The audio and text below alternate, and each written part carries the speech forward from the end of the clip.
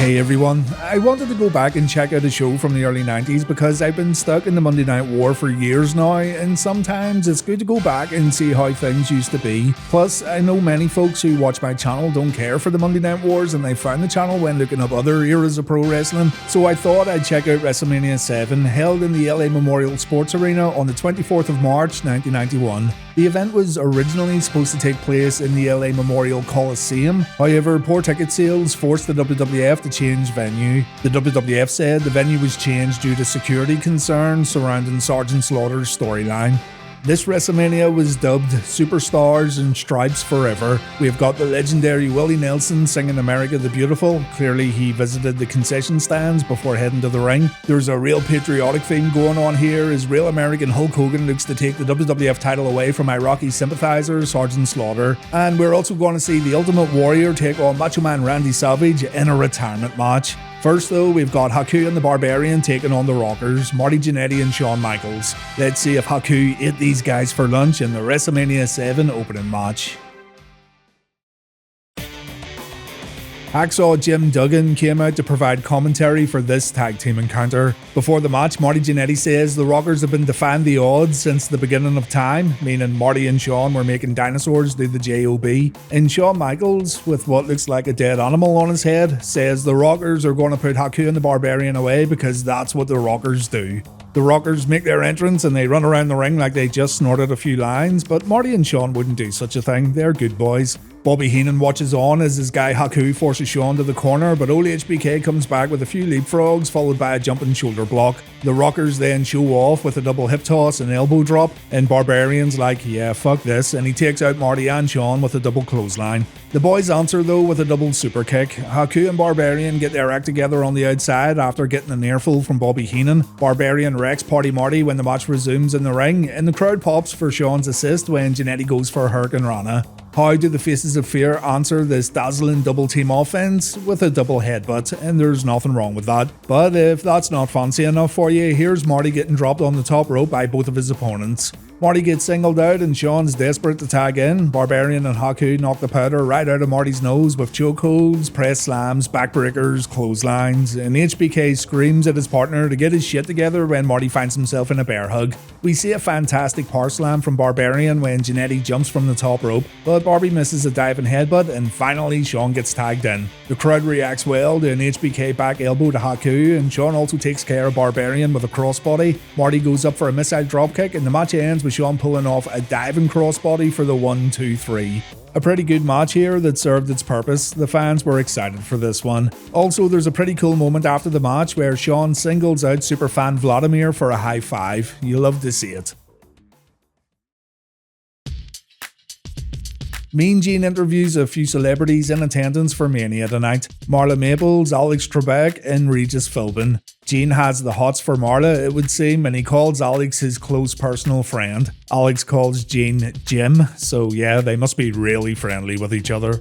Back in the ring, we've got Dino Bravo versus the Texas Tornado. Oh yeah, I still can't wrap my head around how Kerry Von Erich wrestled with an amputated foot, and I'm even more surprised that he kept it hidden for so long. But our match begins with Bravo sending the modern day Warrior out of the ring, and Dino goes to work on the floor. Kerry turns it around quickly back inside the ropes and he looks to end it with the Iron Claw, but Dino stops it and Kerry ends up getting a boot to the face. Jimmy Hart wills his man on as Bravo drops an elbow, and it looks like it's all over after a sidewalk slam. The Texas Tornado kicks out, Dino goes for a second rope move, but he jumps right into the Iron Claw. Kerry follows this up with his Tornado Punch, and Von Erich wins his one and only WrestleMania match.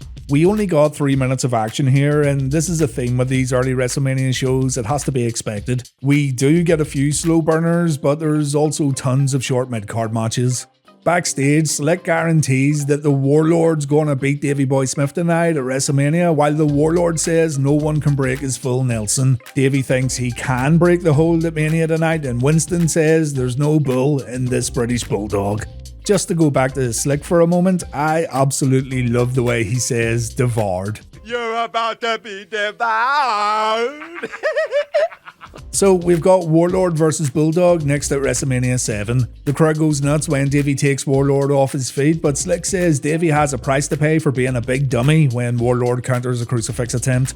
Bulldog then fights out of a Warlord bear hug, but Davey gets caught out with a stun gun, and this gets followed up with a great looking scoop heart slam from Warlord. Slick says Warlord's the baddest of them all as Davey finds himself on the receiving end of some devastating chin abuse. The shoe is on the other foot now, Bulldog, or the hand is on the other chin, as it were. Going after Davey's chin is a cardinal sin, and Davey makes Warlord pay with a dropkick followed by a diving punch and a crossbody. He then goes for a sunset flip that gives Warlord a great opportunity to show off his pythons, but this backfires and Warlord almost loses the match. Finally, the Lord of War puts the Dog of Bull in the full Nelson and the crowd are eating it up. It's time to see if Davey can break the hold, and it's time to... yeah, he broke the hold and Warlord can't believe it. Davey counters a body slam and we see the running power slam, and Davey wins a match that was actually pretty good. Expectations are low going into this one, but it turned out well. Winston raises his paw in victory after the match and the crowd celebrate Davey's win. The company babyfaces have won every match so far at WrestleMania VII.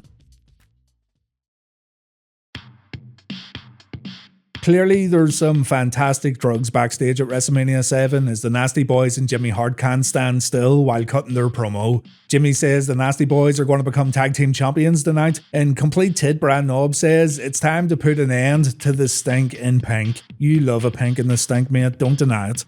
Equally high as a kite is Jim the Anvil Neidhart, who says the Hart Foundation can't be rocked, moved, or cracked. He put a little emphasis on the word crack. And Brett says he doesn't think the Nasty Boys are nasty, he actually thinks they're shit. Only joking, he says they're scum. So here comes Jimmy Hart in a brand new outfit to stand in the corner of Brad Knobbs and Jerry Sags for this tag team encounter. Macaulay Culkin's in the audience and rumour has it he's a massive Brad Knobbs mark. And we begin with Sags cheap shotting the Hitman, but Brett fires back with a Lou Thesz press. His excellency's on form tonight. The Anvil just stands on the apron wondering how he got here while Brett takes on both Nasty Boys, but Knobbs wants a piece of Big Jimbo, so he has no choice but to tag in. The two trade blows in the corner before Jim sends Knobbs and Sags out of the ring. The audience loved the Hart Foundation tonight at WrestleMania VII. The match resumes with Anvil taking Knobbs down with an armbar, and when Brett comes in, he beats the Nasty out of Jerry Sags with a few mounted punches. Classic Hitman offense on display here with a Russian leg sweep followed by a second rope elbow drop, but Brad Knobbs saves his partner and now the Hart Foundation are going to go on defense. Quick tags from the Nasty Boys keep Brad at a disadvantage. We see more WrestleMania chin abuse as the Nasty Boys live up to their nasty name, but the Hitman counters a camel clutch while also avoiding a stinger splash from Brad Knobbs. The audience is making a lot of noise here and it definitely makes the match a lot more enjoyable. They're praying for Brett to tag in his partner. The Anvil gets tagged, the referee doesn't see it, Jimmy Hart then passes his megaphone to Knobbs, but Brian ends up hitting Sags. The Anvil gets tagged in and the referee sees it this time, and Jim wipes out both of his opponents with a double clothesline before Sags takes a power slam. The match breaks down and all four men end up in the ring. The Hart Foundation pull off the heart attack, but while the referee's busy getting Brett out of the ring, Jimmy passes his helmet to Jerry Sags. Jim gets whacked on the back, and this results in the Nasty Boys winning via pinfall, and the Nasty Boys become new tag team champions. So the babyface win streak comes to an end, and the Hart Foundation leave WrestleMania VII as losers. A little later on, Marla Maples tries to interview the new champions, but all these heathens can do is scream, shout, and drink copious amounts of cheap champagne. I could hardly make out a single word here, but all you need to know is the Nasty Boys are very happy, and probably very high.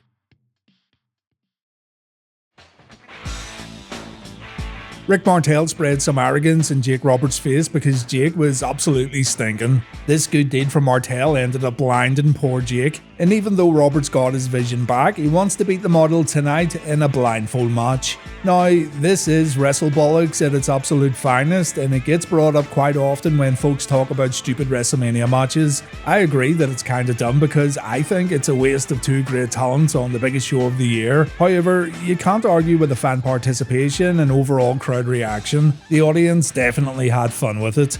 The two competitors walked around the ring trying to find each other. Jake would point in different directions and listen to the crowd response in order to know where to go. The guys fall down, they fall over each other. Martel panics when he accidentally approaches Damien. There's minimal physicality, and the longer it goes on, you do kinda wish it would just hurry up and end. But again, the fans in the arena enjoyed it, so it wasn't completely worthless. Not much to talk about here, unfortunately, though, not unless you want the intricate details of two blindfolded men trying to scope each other out. Martel manages to apply the Quebec crab, but Jake breaks free and Martel takes the DDT. Jake the Snake wins at WrestleMania VII, and yeah, you don't need to watch this one. 1.5 minutes, folks. It went on way too long.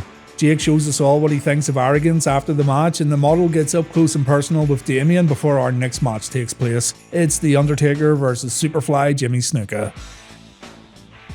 The next match wasn't good, but it's pretty historic. This is The Undertaker's first ever WrestleMania match, and it's also the beginning of his legendary undefeated streak at the Showcase of the Immortals. You're going to put this one fairly low on your tier list when ranking the Dead Man's WrestleMania victories.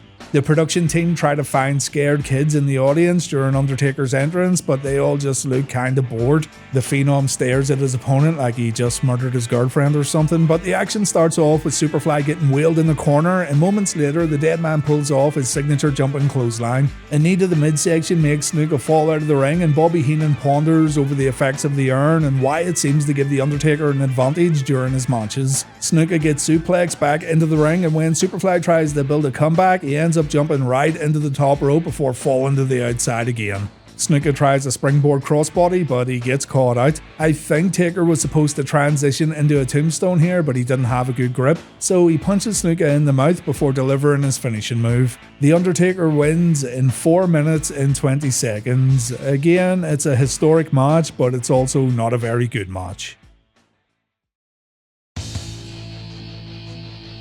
The Macho King cost the Ultimate Warrior the WWF Championship back at the Royal Rumble, and Savage has agreed to put his career on the line against Warrior at WrestleMania VII. The loser of this one must leave the company.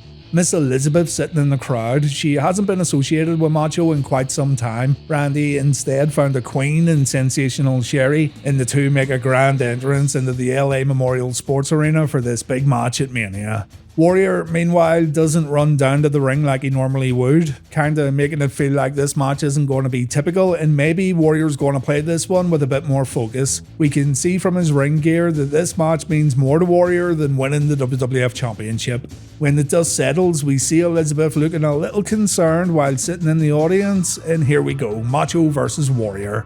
Warrior takes control early on, and Macho King has to regroup on the outside. A distraction from Sherry backfires and Macho takes a clothesline. Savage gets manhandled by Warrior before taking an inverted atomic drop, and when Sherry tries to get in the ring, she ends up getting wiped out when Warrior throws Macho into her. The ref steps in when Randy gets tied up in the ropes, but Macho fires back with a jumping clothesline. His top rope attack moments later gets snuffed out by Warrior though, and instead of slamming Savage to the mat, Warrior slaps his opponent across the face. Angered by this lack of respect, Macho goes to the outside to grab a steel chair. He uses it to distract the referee, but it's another plan that quickly backfires and Warrior begins beating down his opponent. Macho gets his ass kicked in the corner, but Warrior gets too confident and he tumbles out of the ring where Sherry's right there to greet him. The Queen also gets a little too confident though, and she ends up getting pushed to the floor, much to the delight of fans in attendance. I've mentioned this a few times, but the audience for this WrestleMania has been great so far. It sounds like they're having a real good time. Macho takes advantage here and Warrior gets rammed into the ring post. He manages to body slam Warrior back inside the ring, and this gets followed up with a knee drop. But when Warrior counters a neckbreaker with a backslide, Savage decides to spit on his opponent, and he pays for this moments later with a clothesline. Warrior tries a jumping shoulder block, but Randy counters. The Macho King then applies a sleeper hold, and when both men get to their feet, we see a double clothesline. Warrior then has Savage pinned, but Sherry distracts the referee. It's superfan Vladimir that shouts, "Fuck's sake, ref, turn around," but Randy kicks out. We then see a referee bump, and this should give Sherry a chance to do a little damage, but she accidentally hits Randy with her shoe, and Warrior now has a real chance to win the match. Unfortunately, he goes for Sherry instead, and this gives Randy a chance to recuperate. But the match continues on while Liz continues to look very anxious in the crowd. Randy's had enough. Both competitors have given it their all, and it's time to end this bout. 1, 2, 3, 4, 5 elbow drops from the Macho King, and that has to be it all over. There's no way Warrior can kick out of 5 He kicked out. Warrior kicked out, and Randy cannot believe it. This is absolutely insane, but it shows us all the power of the Ultimate Warrior. And this, ladies and gents, is where our match comes to an end. Macho takes a ton of clotheslines. He then takes the Gorilla Press Slam, followed by the Big Splash. Warrior covers Randy, and oh my god, Randy kicks out. Warrior thinks the gods have forsaken him. Maybe he isn't so ultimate after all. He's so confused by what just happened that he's about to leave the ring and end his own career. And while Warrior's stuck in this acid trip, the Macho Man takes advantage and Warrior gets whacked off the apron. Randy tries to finish it with a double axe handle, but he crashes into the guardrail. The gods then tell Warrior, "It's all good, bro," and Warrior gets his mojo back. The adrenaline flows and a shoulder block sends Randy right out of the ring. And after doing this 2 more times, Savage gets pulled back inside the ropes where he gets pinned and defeated. The Ultimate Warrior beats Randy Savage in a WrestleMania classic, and the career of Randy Savage is now over. Yes, it's really over. Swear to God. Warrior celebrates in the ring before heading back up the ramp, and Queen Sherry gets angry with Macho. Macho gets attacked by his own queen, seeing as this probably means Sherry has to go and find herself a new client, and Randy gets humiliated in the middle of the ring after just losing everything. Miss Elizabeth jumps over the barrier and she runs in to save Randy. Sherry gets dumped out of the ring and Liz helps Macho to his feet. Randy's a little surprised at first and he's not sure what to make of all this, but a true WrestleMania moment takes place when Randy and Liz put the past behind them and they embrace inside the squared circle. The fans go crazy for this and Macho and Liz reunite at WrestleMania VII. Randy Savage may have lost the match, but he got Miss Elizabeth back, and that means Randy didn't really leave the pay-per-view as a loser. Fans cheer and cry as Macho puts Elizabeth on his shoulders. Emotions are pretty high here, and it all ends with Randy holding the ropes open for Liz, and the two leave the ring together. An absolute iconic WrestleMania match right here that makes this pay-per-view worth watching.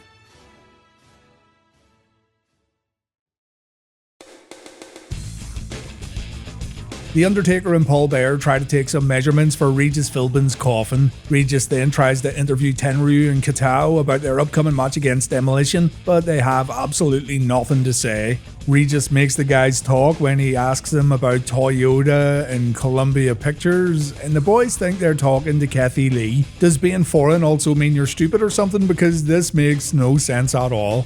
Demolition, meanwhile, let everyone know that Mr. Fuji knows all about pain and suffering when they're interviewed by Alex Trebek. Alex has a word with Jake Roberts too, and Damien apparently wants to be on Jeopardy. This makes Alex run away because he's afraid of big snakes. Bobby Heenan also took some time to put over Mr. Perfect when Gorilla Monsoon asked them about the upcoming Intercontinental title match that we're going to see later on.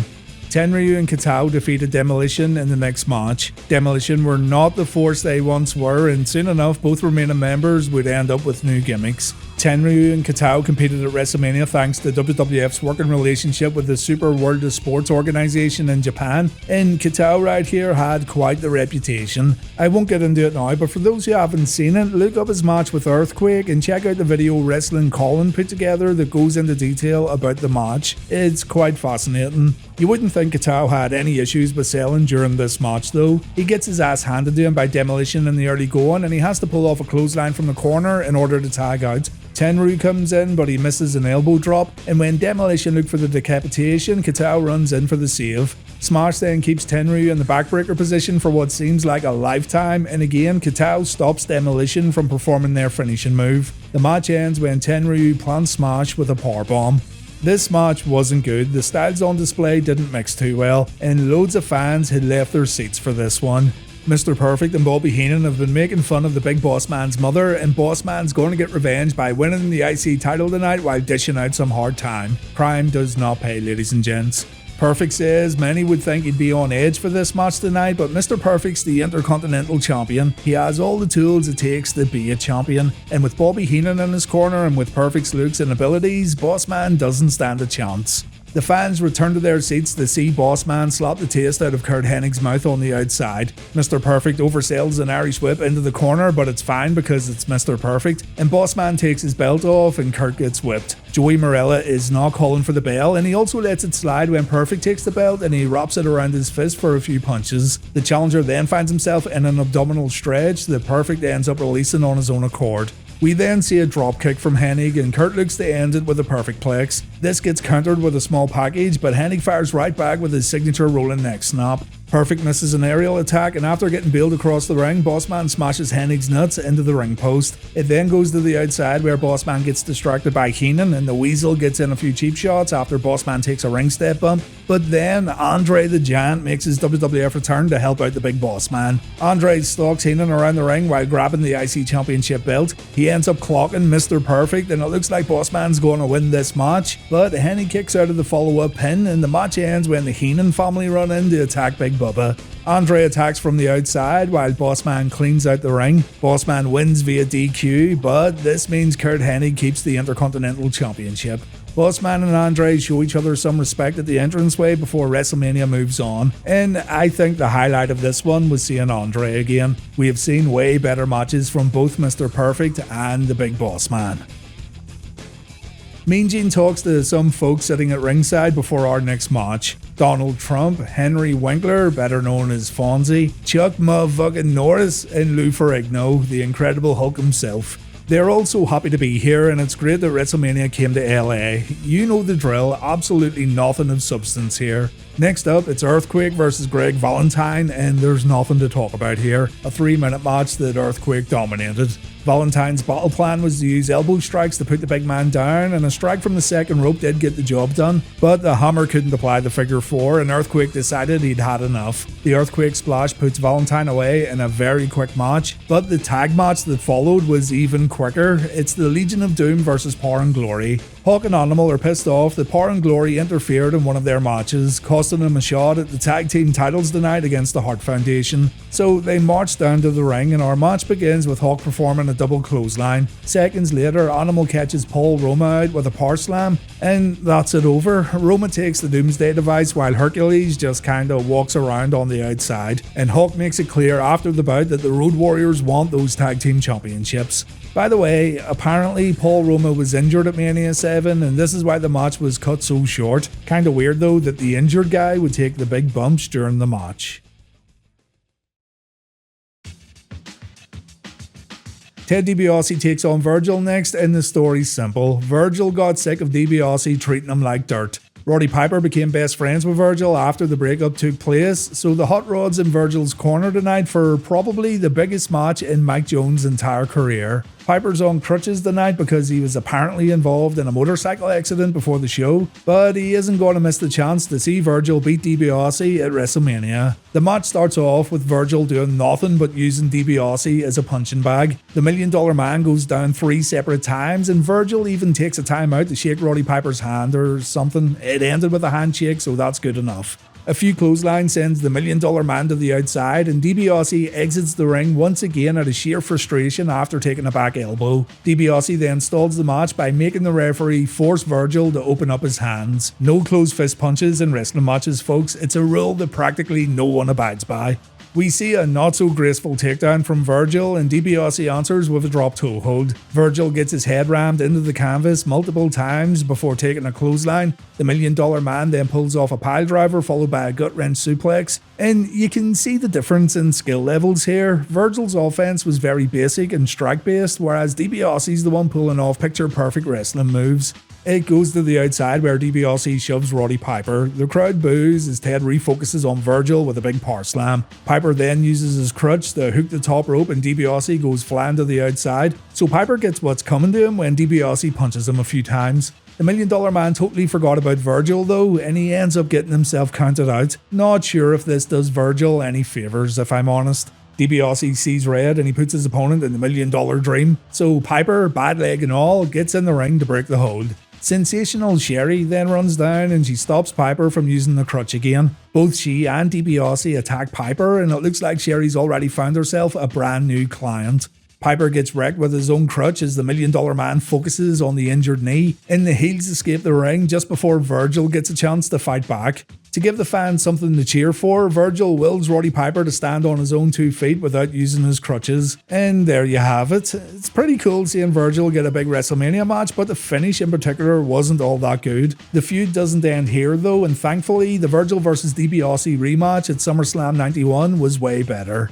Tito Santana and the Mountie then had a 1.5 minute match, and if time constraints were an issue, I just don't understand why the bout just wasn't cancelled, you know? They rushed through the contest with this mid-air collision before Santana went to the outside to bang Mountie and Jimmy Hart's heads together, and while the Mountie was on the canvas back inside the ropes, Jimmy Hart passed him his cattle prod. Tito gets zapped, the Mountie wins via pinfall. No one cared, but at least both guys can say they participated in a WrestleMania semi-main event. Sergeant Slaughter returned to the WWF as an Iraqi sympathizer, a supporter of Saddam Hussein. He won the WWF title at the Royal Rumble, and when Royal Rumble match winner Hulk Hogan heard that Slaughter was about to deface an American flag in celebration, the Hulkster went nuts. Hogan wants to stand up for his country. He wants to put an end to ongoing global conflict, and the only way he can do that is by beating Sergeant Slaughter at WrestleMania VII and taking the WWF title away from him. According to Slaughter, this angle did get him some serious heat, the absolute worst type of heat, with people sending him death threats. He said his family had to get moved out of their home until the storyline wrapped up, but you can learn more about this in my old Hogan vs Slaughter video I put together a few years ago. Slaughter says he'll get himself DQ'd or counted out just so Hogan wouldn't leave WrestleMania as champion. Brilliant move right there. While Hogan says Slaughter's underestimating him tonight. The Hulkster says he's, and I quote, new technology, and Hogan has a secret battle plan heading into tonight's main event. Slaughter's going to have to tear Hogan's heart out and America's heart out to remain champion after this matchup. Turncoat Sergeant Slaughter comes to the ring with General Adnan. Hogan comes out waving Old Glory as the crowd lose their shit. The audience chants USA as Hulk rips his shirt off, and here we go, the WrestleMania VII main event.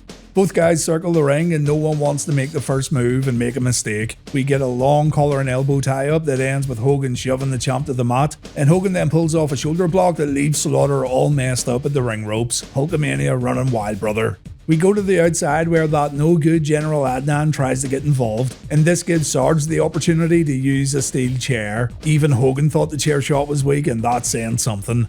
Hogan gets Slaughter in the ring, and in typical Ric Flair style, the Sarge begs for mercy before poking Hogan in the eye. The champ goes in control with a back elbow, and the General likes what he sees, and Sarge keeps his advantage until he misses an elbow drop. Slaughter sells brilliantly when taking a clothesline, and Hogan attacks General Adnan for no reason at all, an innocent bystander in this whole fiasco. The challenger pulls off an atomic drop, and Slaughter goes to the outside to recuperate, and Luke, cheater Hulk Hogan, scratches his opponent's back. Inside the ring, Hogan continues to dominate Slaughter, beating him from one corner to the next before pulling off a backdrop. We then see this corner bump right here that always makes me laugh for some reason, and it never gets old. But the determined Hulk Hogan is in no laughing mood as he hits Sarge with a knee strike.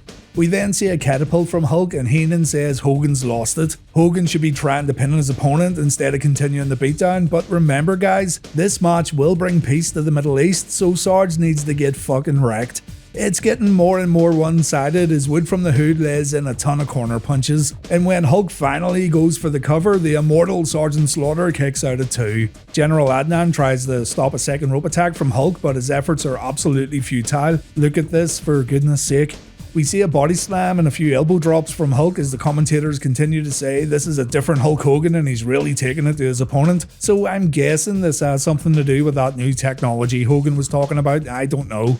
Now it makes sense. Adnan grabs Hogan's foot while Hulk's on the top rope. He was on the middle rope earlier on, and that wasn't discussed in the meeting, brother. Hulk gets launched off the top by Slaughter before we go back to the outside, and there you go, another chair shot to Hulk Hogan. That one was a bit better. Slaughter chokes Hogan with some TV cables, and Hulk gets messed up with a backbreaker back inside the ring. But Hogan isn't out yet. The fans are cheering his name as Slaughter lays the boots in, boots that were gifted to Sarge from Saddam Hussein apparently. We then see a Boston Crab, and Hogan stays in it forever even though the ring ropes are right beside him, but eventually he grabs the bottom rope and the match continues on. Sarge goes to the top rope for a big foot stomp, and for some reason that I can't explain, General Adnan distracts the referee while Sarge covers Hogan. So, fed up with this absolute nonsense, Slaughter whacks Hogan on the head with that steel chair, and Hogan's been busted open. High drama here at WrestleMania VII.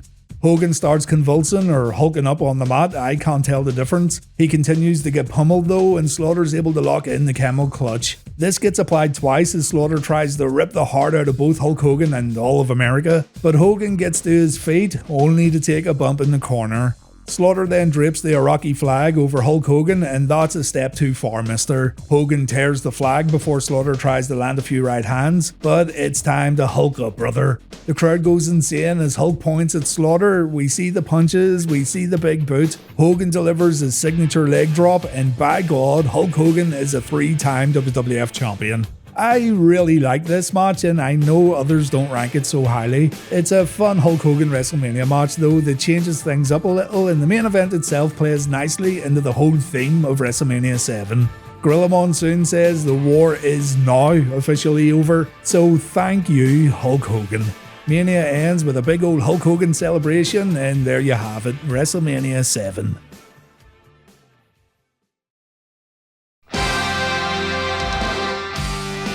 Savage vs. Warrior is a must-see WrestleMania match. Slaughter vs. Hogan is a match I personally enjoy, but your mileage may vary. I think it's worth watching for the atmosphere alone, but I also enjoyed the story being told in the ring. The opening tag match was pretty good too. The Nasty Boys vs. Hart Foundation match I thought was alright also. And Davey Boy Smith vs. Warlord is a bit of a sleeper hit where again a pretty good story gets told in the ring.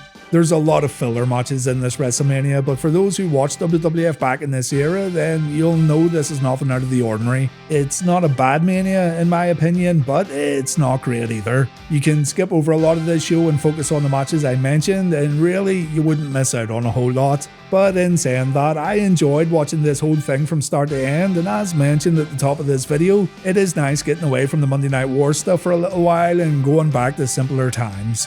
For me, at this point in time, I enjoyed watching Mania 7, and I actually do recommend it for folks looking for an early 90s WWF show. Just don't go out of your way to check it out if you're really not in the mood for it. This won't be the last classic WrestleMania event I cover on this channel though. I'll be back with more soon, so if you haven't done so already, please subscribe to the channel, it helps me out a lot. Thank you for watching though, and please take care.